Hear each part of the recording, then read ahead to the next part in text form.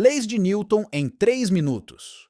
Sem mais demoras, bora lá. A primeira lei de Newton, também chamada de lei da inércia, afirma que um objeto vai permanecer em repouso ou em constante movimento, a menos que uma força externa atue sobre ele.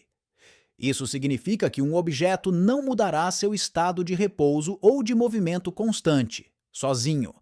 Se um objeto está parado, ele permanecerá parado, a menos que algo o faça se mover. Da mesma forma, se um objeto está se movendo a uma velocidade constante, continuará se movendo nessa velocidade, a menos que uma força externa, como uma parede, por exemplo, desacelere ou pare o objeto. O que nós acabamos de ver destaca a ideia da inércia, que é a tendência dos objetos de resistirem a mudanças em seu estado de movimento. Os objetos têm uma preguiça natural de mudar seu estado de movimento, e isso só acontecerá se algo, uma força, os fizer mudar.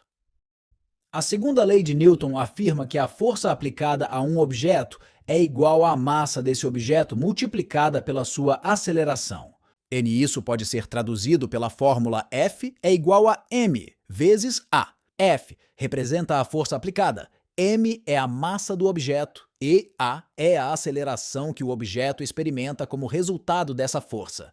A força necessária para acelerar um objeto é diretamente proporcional, ou seja, depende da massa e da taxa de aceleração desejada no objeto. Se você empurrar um carrinho de compras vazio com uma determinada força, ele irá acelerar em uma certa velocidade. Agora, vamos encher esse carrinho com alguns itens. Se tentarmos empurrar esse carrinho com a mesma força de antes, ele acelera com mais dificuldade, devido à diferença de massa entre os dois.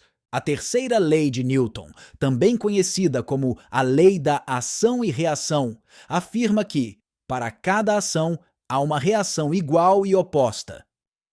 Quando um objeto exerce uma força sobre outro objeto, este último exerce uma força de igual magnitude, mas em direção oposta, sobre o primeiro objeto. Por exemplo, se você empurrar uma parede com uma certa força, a parede exerce uma força igual e oposta sobre você. Essa interação de forças ocorre ao mesmo tempo.